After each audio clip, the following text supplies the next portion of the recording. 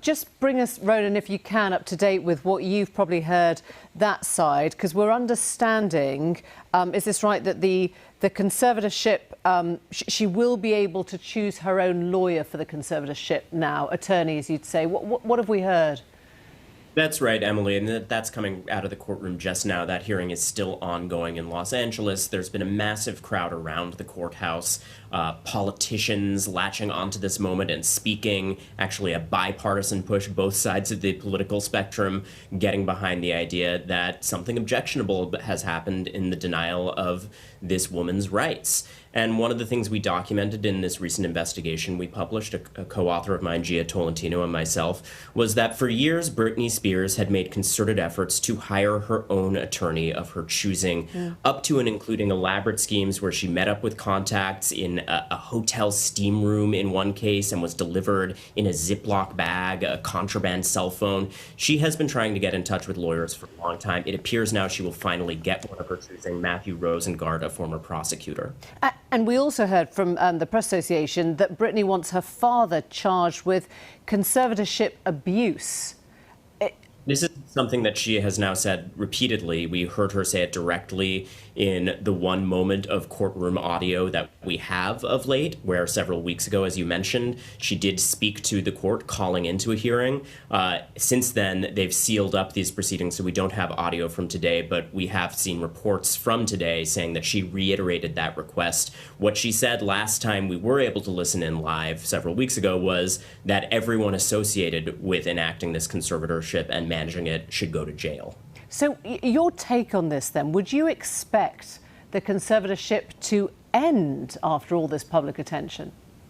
Well, I think it's quite telling that we put out this body of reporting about all the years over which Britney Spears has tried to get out of this situation and the motives behind this, which are complex, a family with good intentions, but also riven by disputes over her fortune and financial dependency on her. I think it's telling that after that report, we saw resignations from her camp. We saw her court-appointed lawyer petition almost immediately to resign. We saw her longtime music manager resign. So there's chaos in that camp right now, and I think there's a realization that all of this scrutiny is not good and not sustainable. So I think inevitably we are going to see a degree of change. People were surprised in the States that there wasn't an immediate filing to end the conservatorship. That was complicated by the fact that did resign. But now that she has counsel of her choosing, we may well see that kind of a filing soon. So just talk us through this, because it's sketchy. We don't really understand enough about the conservatorship to know all the details within it. I mean, if a conservatorship is for reasons of her own health, looking after her, it still managed to make a huge amount of money out of her performances. Well, this is the crux of why this is such an important legal issue, even beyond Britney Spears, Emily. You know, we have seen a wider discussion open up in the States about these legal structures, conservatorships or guardianships, which are typically applied to severely disabled people who are not high functioning in the way that Britney Spears is. She presents an edge case. As you point out, she was performing for years. She has made tens of millions of dollars for herself, ostensibly, and in practice, people around this conservatorship who get paid from the conservatorship. Sometimes, she has now said, against her wishes. Understandably, disability rights activists in this country are saying that is a case of conservatorship abuse. So I think we're correctly seeing scrutiny applied, and we're going to see calls for scrutiny in other cases of this type.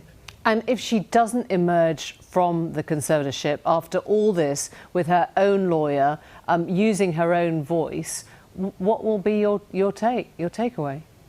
Well, I think a lot is going to turn on the coming days and whether she is permitted to end the conservatorship without additional medical examinations. She said when we last heard from her in that courtroom testimony that she didn't want to be subjected to another evaluation. Her father, who has this controlling role in her life still, has petitioned for an evidentiary hearing that, you know, people inside the camp have told me he hopes will prove that she's lying in some sense. But I think that looks like an increasingly tenuous position. And, you know, we will have to see whether she subjects herself to that kind of an evaluation now that she can consult with this lawyer, or whether the judge approves an end to this thing without that. Ronan Farrow, it's great to speak to you this evening, even on this subject. Thank you very much indeed. For legal reasons, we have to clarify that Britney Spears' lawyer, Sam Ingram, has reportedly applied to resign from the case. He's not issued a public statement regarding Spears' evidence in court. We don't know whether he disputes her allegations that she didn't know she could petition to end her conservatorship, but he never told her. Britney Spears' father, Jamie, has said that when he was personal conservator over his daughter, he did everything in his power to support her well-being. In court filings, he said he has had no power over his daughter's personal affairs for nearly 2 years, and he now oversees only her money and her business dealings.